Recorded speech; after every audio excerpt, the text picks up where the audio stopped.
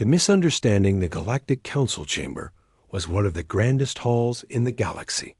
1,000 voices had argued within those walls, but on that day, silence ruled. Rows of alien delegates sat in curved seats around the central floor. Some had scales that shimmered under the light. Others had wings folded neatly. Some breathed through tubes filled with vapor. Every eye turned toward the small human delegation at the center dot to the council. Humans were still new. A young species. Dangerous. Rumors had spread across the star stories of how humans survived on a death world, of their sharp teeth and forward-facing eyes, of their history filled with wars. And those rumors had twisted into a belief. Humans are hunters. Hunters of beasts. Hunters of each other. Hunters of anything weaker than them. An alien senator from the Koresh Dominion stood tall, his scales flashing red with anger. His voice hissed through the chamber. These humans cannot be trusted. They are predators by nature. They kill for sport. They spill blood to feed their young. Do we want such monsters among us? Murmurs spread through the chamber. Many aliens nodded, their expressions dark.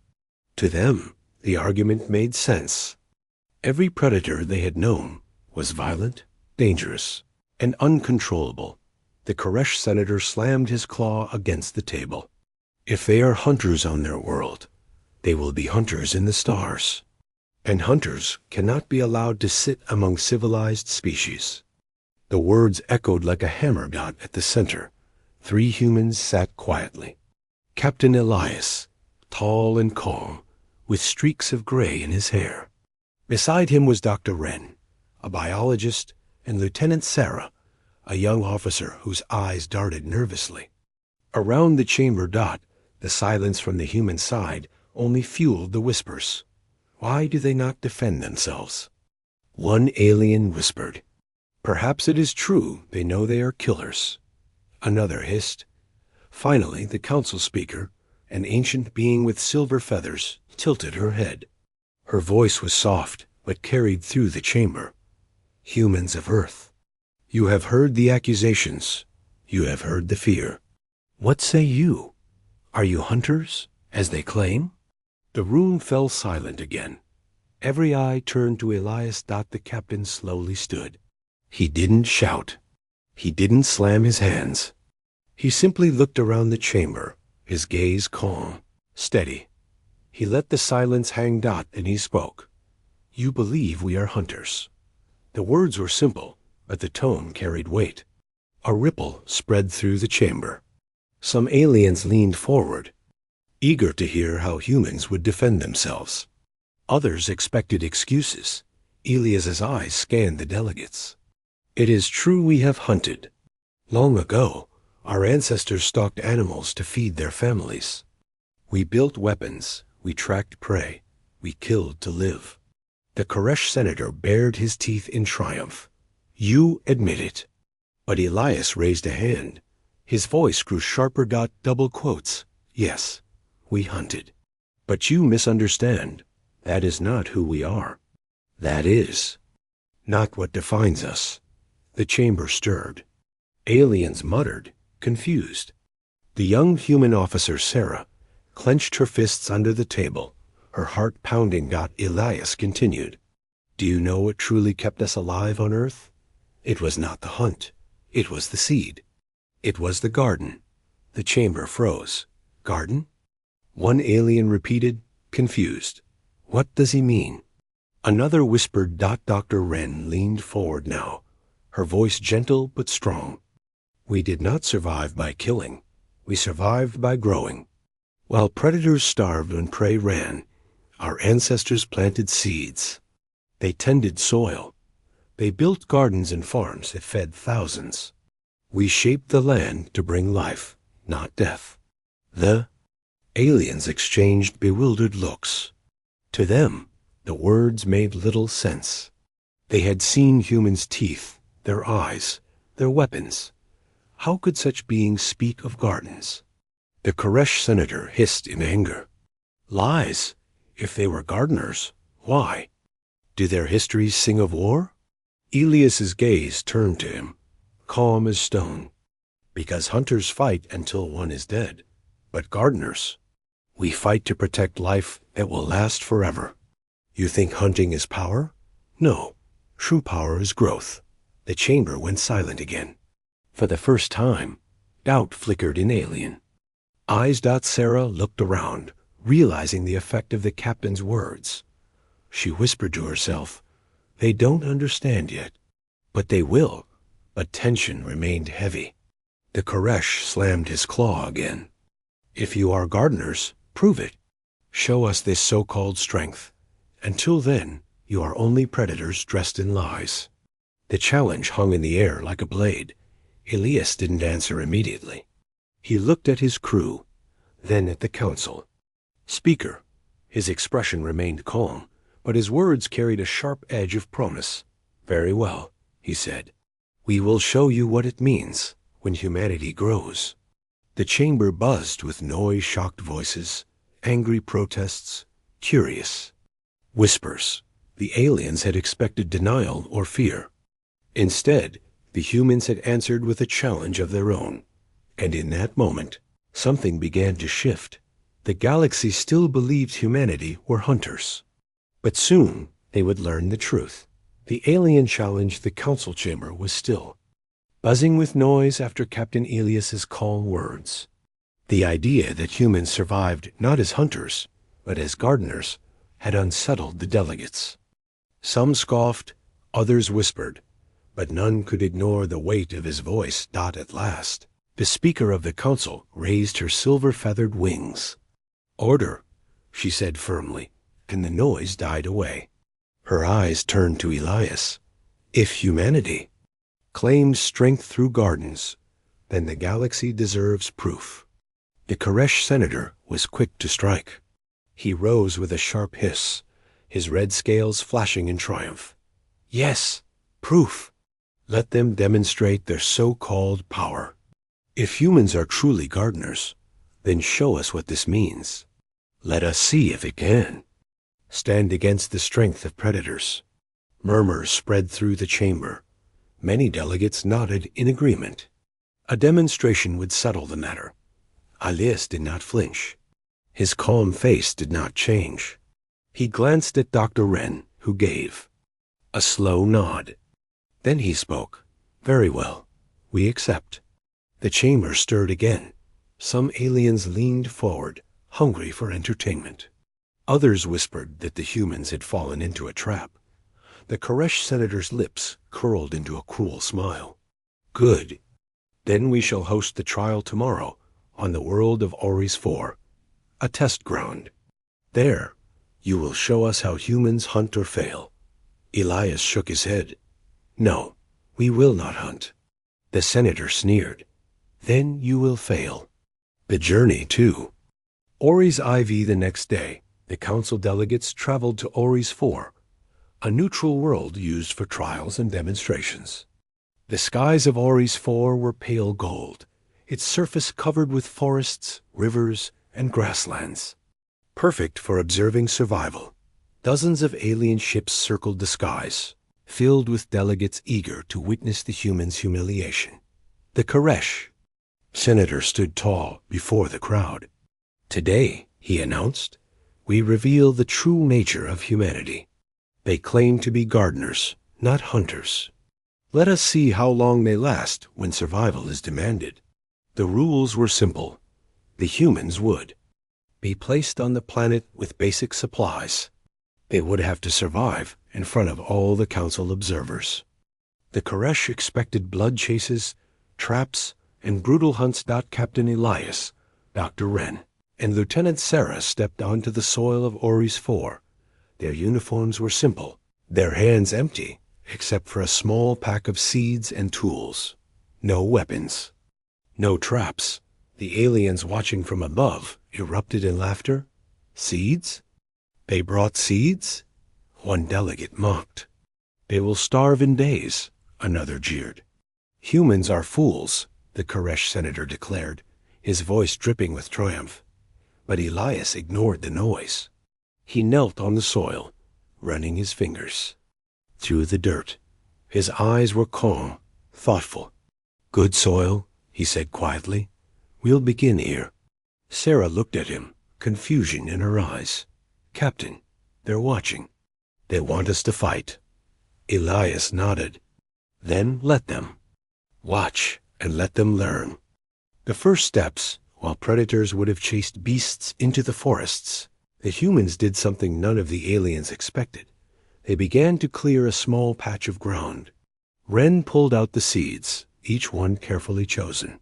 Sarah dug into the soil with her hands, her uniform dirty, sweat dripping down her face. Elias cut branches to create a barrier around the small field. From the skies, aliens watching through live feeds were baffled. "They are planting?" one whispered in disbelief. "This is madness," another said. "What food will that give them now? By the time anything grows, they will be dead." But still, the humans worked. They dug. They watered. They built channels to guide the river's flow into their new field. Wren stood, her hands covered in dirt. "In days, life will rise here. Not for one meal. Not for one hunt, but for seasons. For years." The cameras broadcast her words across the galaxy. The aliens laughed harder. The Koresh senator pointed at the screen, his teeth bared in mockery. "See? They waste their time. They are no gardeners. They are dreamers. This is weakness." The waiting begins by nightfall. The humans had built shelters from branches and leaves. They lit fires not to cook meat, but to keep away the cold. Their planted seeds rested in the soil, hidden from the stars above. On the council ships, aliens shook their heads. "They will die," one whispered. "They refuse to hunt. They refuse to fight. They are children pretending to tame the wild." But as the moons rose over Aries IV, Elias sat by the fire, his voice low but steady. "Let them laugh," he said to his crew. "Tomorrow, they will begin to see. We don't hunt because hunting feeds one's stomach. We garden because gardens feed generations. And once they understand, they will never look at humanity the same way again." The firelight flickered in his eyes. Sarah shivered, not from the cold, but from the weight of his words. Above, unseen by the aliens, the soil had already begun to change. Water trickled. Into the channels, seeds swelled with hidden life, and the first roots stretched into the earth. The galaxy was waiting for blood, but what it would see instead was growth. The garden of Earth from the orbiting council ships. Alien eyes watched closely as the humans worked on Aries IV. They had expected hunts, blood, and traps. Instead, they saw dirt under fingernails, sticks shaped into irrigation channels, and seeds buried in the golden soil. For predators, this was comedy. For prey, this was madness. The Koresh senator hissed with laughter. "Look at them, the mighty hunters of Earth, reduced to digging holes in the dirt. They will starve before a single sprout rises." Many delegates agreed. Their screens showed Captain Elias kneeling in the soil, pressing seeds gently into the earth. Dr. Wren carried buckets of water from the river. Lieutenant Sarah broke branches to form a crude fence around the patch of ground. None of them held weapons. None of them chased animals. And yet, their faces were calm. Why do they not panic? One alien delegate whispered, "Why do they work with such patience?" Another asked. The speaker of the council tilted her feathered head, eyes narrowing. She had seen many trials, but never this.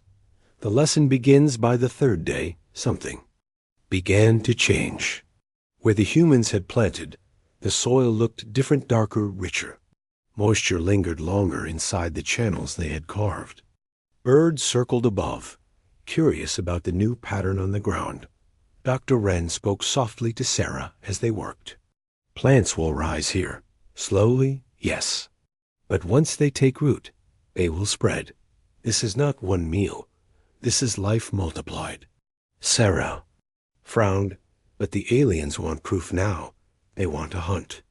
Wren smiled faintly, her hands still moving through the soil. Then let them watch. They will see what we see. The reveal that evening, Elias called for a broadcast. The humans stood before the council's cameras, their faces illuminated by firelight. Elias spoke, his voice calm but heavy. You asked us to show our strength. You expected blood. You expected death. Instead, we show you life. The Koresh. Senator snarled. Life? You plant seeds that will not grow for months. This is weakness. Elias shook his head. No, hunting is weakness. Hunting feeds one stomach, one day. Gardening feeds hundreds, for generations. He pointed to the soil behind him, freshly watered and protected by their fence. This small patch of land will one day feed an entire village. If we had more time, we could turn this planet into a garden that feeds billions. The council chamber grew restless. Aliens muttered in disbelief. One delegate whispered, Feed billions? From dirt? Another said, Impossible. A hunt brings food in hours. Their way is too slow. Dr. Wren stepped forward. And when the prey runs? When the herds vanish? When the hunters starve? Gardens remain. They grow again and again. We do not chase food. We make food chase us. The words struck deeper than many expected. Some? Aliens looked at each other with uneasy glances. The Garden of Earth to drive the point home. Elias signaled for a transmission from Earth itself. The council screens shifted, revealing vast fields of wheat, rippling in golden waves, orchards heavy with fruit, rice paddies glistening with water, and green valleys that stretched to the horizon. The chamber fell silent. This, Elias said, is the truth of humanity. We are not hunters of beasts. We are gardeners of worlds. The camera showed humans harvesting together, laughing, singing songs as baskets overflowed with food. It showed children running through fields, picking fruit from trees planted by their ancestors. It showed deserts turned green through irrigation, lifeless plains transformed into farmland. Aliens stared, their jaws tight, their eyes wide. They had never seen such scale. Their own worlds had farms, yes, but not like this. Not entire continents reshaped by hands, water, and will. The first doubt on the Koresh flagship, Admiral Viker growled. It is a trick, a performance. They cannot hold such power. But even among the Koresh delegates, doubt flickered. One muttered, if they can turn barren land into this, imagine what they could do with a dead world. Another whispered, imagine what they could do with our worlds. The fear was subtle, but it was growing like seeds buried in dark soil. The quiet fire on Armies 4. Elias stood before the garden patch, the firelight shining in his eyes. You wanted to see hunters. Instead, you will see something far more dangerous. Hunters kill. Gardeners create. Hunters take. Gardeners shape. And those who shape the land shape the future. The words echoed through the council chamber like thunder. Some aliens shifted uncomfortably. Some looked down at their claws and teeth, realizing how small their ways seemed in comparison. The Koresh senator hissed again, trying to laugh, but the sound was hollow now.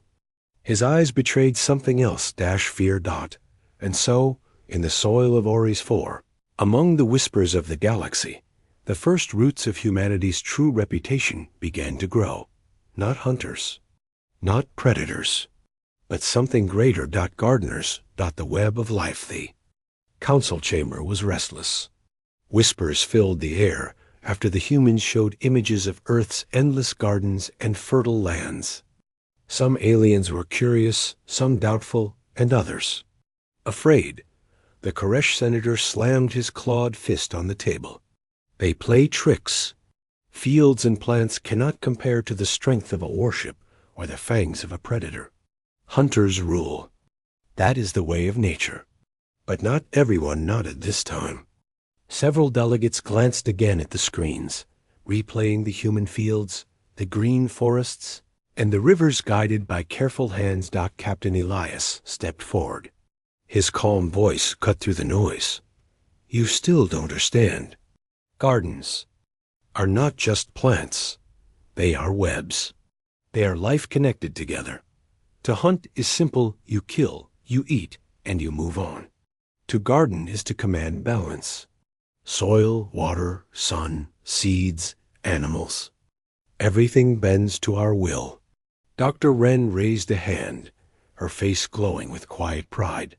A single patch of land, cared for properly, can feed hundreds for years. One farm can sustain armies, and entire worlds can be shaped into living ecosystems that never die. The chamber fell quiet again. Aliens leaned forward, listening despite themselves. The demonstration on Aries 4, the humans worked as the galaxy watched. Elias and Sarah carried water to their small garden patch. Wren spoke softly to the cameras, her words translated across hundreds of alien languages. When you garden, you do not fight nature. You bend it. You shape rivers to flow where you want. You make the soil richer with what you return to it. You choose which plants grow, which animals thrive, which insects live. You create balance, and you control it. She reached down, picking up a handful of soil, letting it crumble through her fingers. This dirt looks empty to you, but it is alive. With care, it will give back more than it takes. And that is something hunters will never understand. The aliens in orbit exchanged uneasy murmurs. For species that relied only on chasing prey, the thought of controlling entire ecosystems was beyond imagination.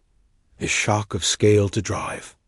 To point deeper, Elias signaled for another recording from Earth. The council screens shifted once more.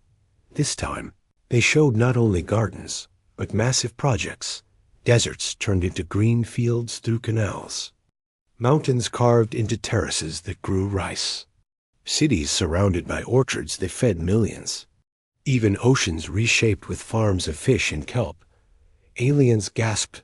One whispered, They command the land itself. Another muttered, This is not survival. This is domination. And in the corner, the Speaker of the Council narrowed her eyes. Perhaps this is why they no longer hunt, because they no longer need to. The alien fear in the Koresh ship, Admiral Vicker growled in. Anger. They boast too much. They are weak. All this effort for plants? For dirt? What good is it in war? But his officers exchanged worried glances. One whispered, if they can make deserts bloom, they could also starve enemies by reshaping their lands. Another added, if they can garden entire continents, perhaps they can garden entire planets. The thought spread like a shadow. Hunters could kill, yes, but gardeners could control forever. The human truth on Aries 4. Elias spoke again, his voice firm but calm. You call us hunters, but hunters take what is already there. Gardeners. We create what is not. Where there is nothing, we bring life. Where there is chaos, we bring order. He looked directly into the council cameras. His scarred face was sharp in the firelight. Tell me, which is more dangerous, the one who chases prey, or the one who grows prey where there was none before? The chamber erupted in noise. Some aliens shouted protests, others hissed in fear, and a few remained silent thinking. Dr. Wren added softly, On Earth, we did not just grow food. We grew civilizations. Every stone city, every empire, every ship we sent into space, it all came from the garden. The root of suspense the Koresh senator tried to laugh, but the sound cracked. All of this, just words. Let us see your garden feed you. Until then, you are still weak. Elias did not argue. Instead, he simply smiled. Then wait, you will see. Above in the council ships, many aliens scoffed. but some could not shake the unease. If humans could garden so patiently, if they could wait and still win, then perhaps the galaxy had been wrong about them all along. And while the aliens debated, below on Ori's 4, small green shoots began to break the soil, too small to notice yet, but alive all the same. The roots of fear and respect were spreading, just like the roots in the earth. The part 4 high, approximately 800 words. Ism gardening as ecosystem control, concept aliens the hidden truth. The council chamber was no longer laughing. The first days of mockery had turned into whispers, and those whispers were now edged with unease. Across the screens, Ori's 4 showed humans still working patiently. Their hands were dirty, their clothes torn, but their eyes carried calm determination. The aliens had expected desperation by now, hunting animals, building traps, maybe fighting each other for scraps. Instead, they saw something else, a strange kind of confidence. Dr. Wren stood before the council's cameras, her voice steady. You asked for proof. You asked what makes us strong. Very well, let us tell you what your records do not show. She held up a small seed between her fingers, letting it glint in the firelight. This seed is power, not the power of today, but of centuries. Human history unveiled images appeared on the council's massive display. Earth's deserts turning green, dead rivers made to flow again, mountains reshaped into steppes where rice grew in shining water. Dr. Wren continued. Our world tried to kill us 1,000 times. Ice ages, droughts, storms, floods, predators hunted us, yes. But the greatest predator was always the land itself. Her voice grew stronger. And what did we do? We did not run. We did not starve. We made the land bend to our will. The screens shifted vast deserts, transformed into fertile fields, cities surrounded by endless orchards. Satellites showing green stretching across continents that were once barren. The chamber fell into silence. One alien whispered, "They forced the land to change?" Another muttered, "We fight to survive what is given." They survive by rewriting what is given. The weight of control. Captain Elias stepped forward now, his hands clasped behind his back. His voice was calm, but his eyes were sharp. You fear us as hunters. But tell me, what is a hunter compared to a gardener who reshapes a world? Hunters fight over prey. Gardeners decide if prey exists at all. The words sent a shiver through the chamber. Delegates shifted uncomfortably in their seats. Some of them began to see it. Gardens were not weakness. Gardens were control. The Koresh senator hissed, trying to mask his fear. Control? Ah, you grow food, nothing more. Elias's gaze locked on him. Nothing more? On Earth, we took deserts and grew wheat. That wheat fed armies. Those armies built ships. And those ships carried us to the stars. Every step we took came from the garden. Dr. Wren added softly, civilizations do not rise from the hunt. They rise from the seed. The seed of Fear One. Of the alien delegates, a tall insectoid tapped its mandibles nervously. If they can garden a desert, what else can they garden? Could they garden another species? A cold silence spread across the chamber. The thought hung heavy. Another delegate whispered, what if they garden not just plants, but entire planets? A third hissed, what if one day they learned to garden stars? The fear grew quietly, like roots spreading in dark soil. The ancient secret on Ori's 4, Lieutenant Sarah looked to Elias, her voice low. Captain, should we tell them about the old projects? Elias gave a slow nod. He turned back to the council cameras. You think this is new, but humanity has been reshaping worlds for centuries. Long before we came here, we healed lands others would have called dead. He gestured to the soil beneath his boots. What we did on Earth we can do anywhere. Given time, we can turn wastelands into gardens. We can make life bloom where there was only silence. The Koresh senator hissed in fury. You threaten us. Elias shook his head. No, we remind you. Hunters may kill, but hunters always starve when the prey is gone. Gardeners never starve.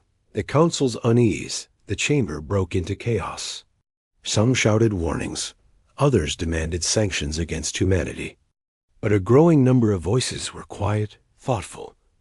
One alien leader whispered to another, if they can garden planets, what happens when they decide to garden ours?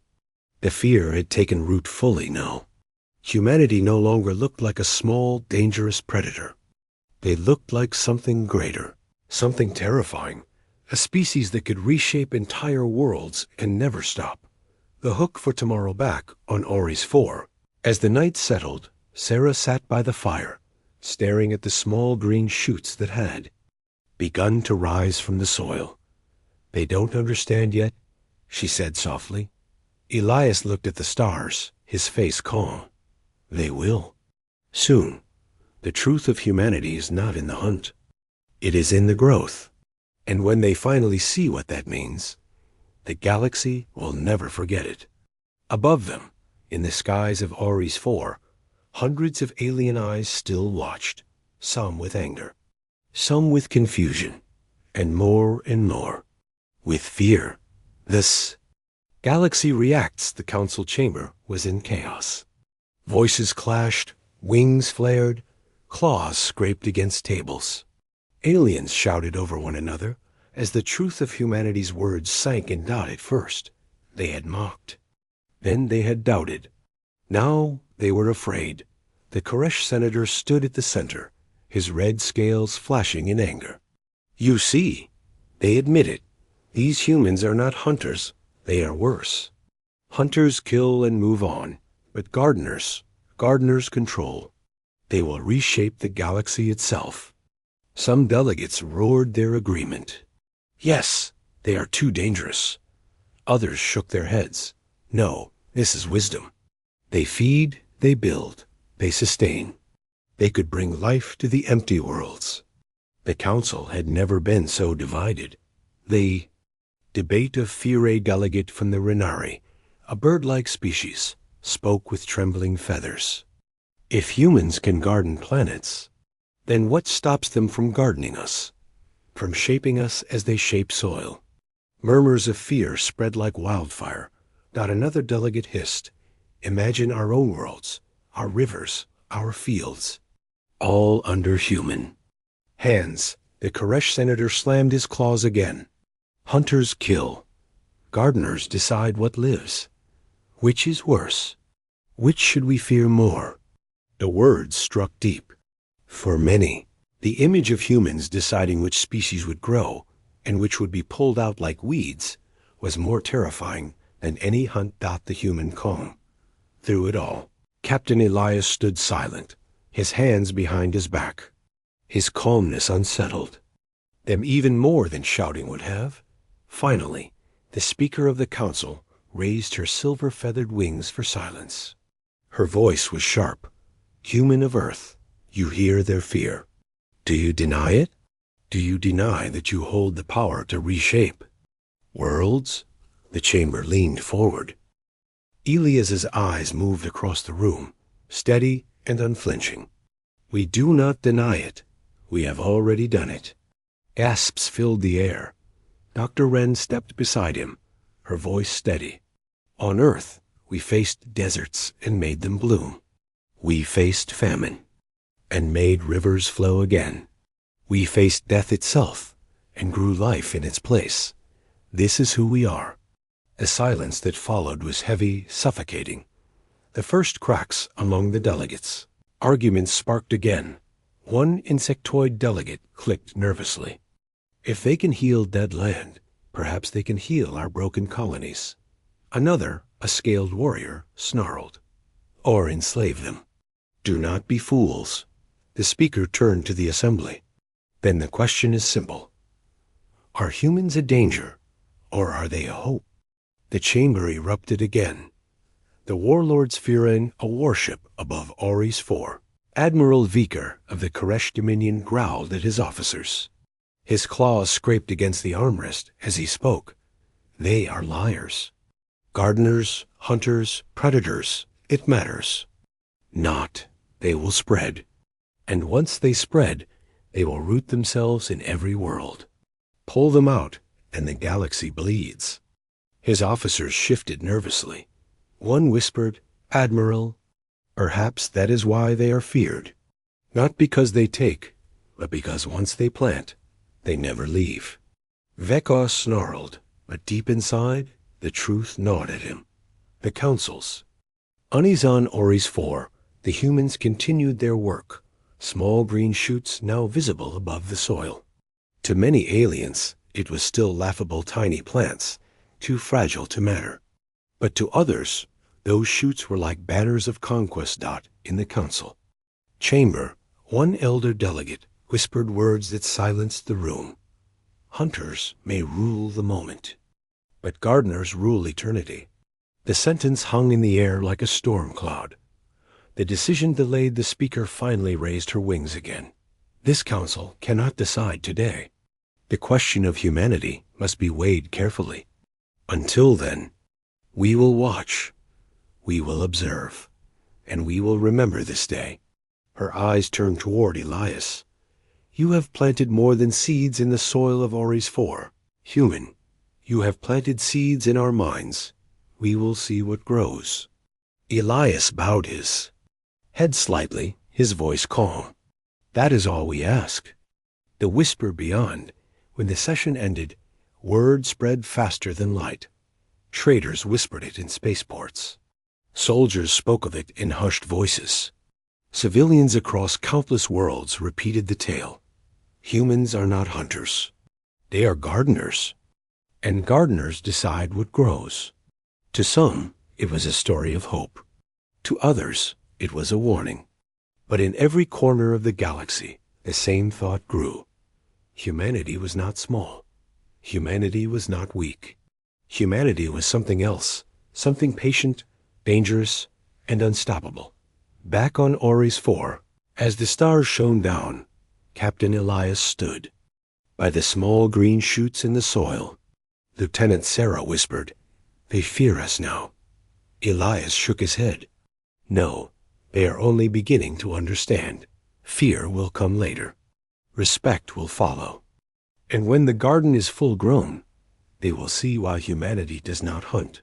He looked up at the night sky, where alien ships watched silently, because hunting ends, but growth never does. The final revelation, the council chamber was quieter than it had been in centuries. No laughter remained, no mocking whispers. Every delegate's eyes were fixed on the three humans standing in the center of the hall. Captain Alias stood calm, his uniform still stained with the dirt of Aries 4. Dr. Wren carried a small wooden box, and Lieutenant Sarah clutched a datapad. Full of images from Earth, the speaker of the council spread her silver wings. You have shown us your gardens, humans. You have shown us your seeds, your soil, your patience. But what is your final word? What is it that you wish the galaxy to know?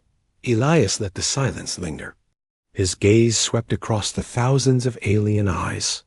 Then he spoke, his voice steady, low, and sharp. You call us hunters. You fear our teeth, our weapons, our history of war. But you are wrong. Humanity does not hunt. He turned, nodding to Dr. Wren. She opened the small box. Inside lay a handful of seeds, simple and brown. She lifted them into the light for all to see.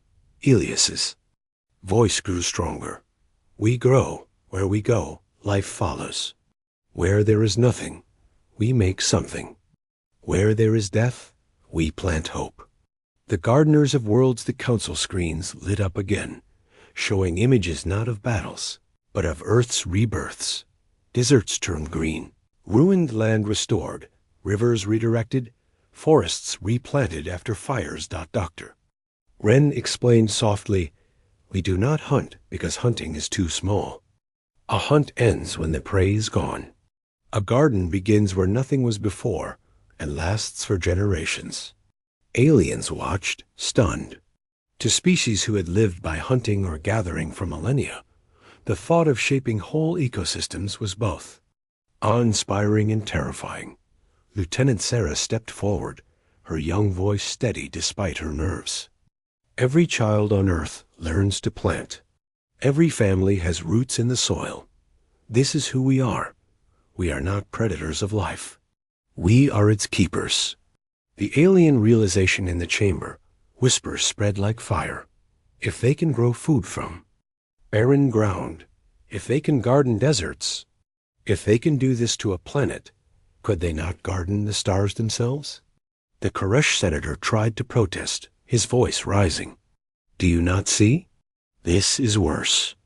Hunters kill and leave, but gardeners decide forever. If humanity plants itself in the galaxy, they will never be removed. The words, meant as accusation, instead sent chills through the chamber. For the first time, the delegates saw the truth. Clearly, hunters killed, gardeners shaped. And those who shaped ruled. The captain's final words. Elias stepped closer to the council floor. His voice dropped lower, forcing the chamber into silence. You fear us because you think we are hunters. But here this hunters chase what already exists. Gardeners decide what will exist. He paused, letting the words burn into the minds of every listener. When we plant, we do not ask permission. We do not wait for prey. We decide what grows and what is pulled out by the roots. A sharp, cold silence fell over the chamber. Some delegates shivered. Others bowed their heads. Dr. Wren placed the seeds gently on the council's floor. These are not weapons, but they are more powerful than any blade. The legacy begins. The speaker of the council lowered her wings slowly. Her voice was hushed, yet carried to every corner of the hall. Then it is true. Humanity is not a race of hunters. Humanity is a race of gardeners. The word spread instantly, carried by reporters, by delegates, by the council's networks. Within days, the galaxy whispered it across spaceports, battlefields, and marketplaces. Humans do not hunt. Humans grow. Some spoke with awe, others with fear. But none could ignore it. The quiet triumph. Back on Oris 4, the small patch of soil planted by Elias, Wren, and Sarah began to sprout with green life. Fragile shoots broke the surface, reaching toward the sun. Sarah smiled faintly, crouching beside the plants. They're alive. Elias nodded. Life always finds a way when given the chance. Wren added softly, and that is what the galaxy doesn't yet understand. Hunting takes life away. Gardening gives it back, and those who can give life. Elias finished her thought, his eyes fixed on the stars, are the ones who will decide the future. The final revelation. When the council adjourned, the galaxy's view of humanity had changed forever. No longer were they seen as mere predators, dangerous but predictable. They were seen as something larger, something both hopeful and terrifying. The gardeners of worlds. And as the seeds of Oris 4 grew under alien skies, so too did the legend of Earth. The day the galaxy discovered humanity doesn't hunt. Humanity grows.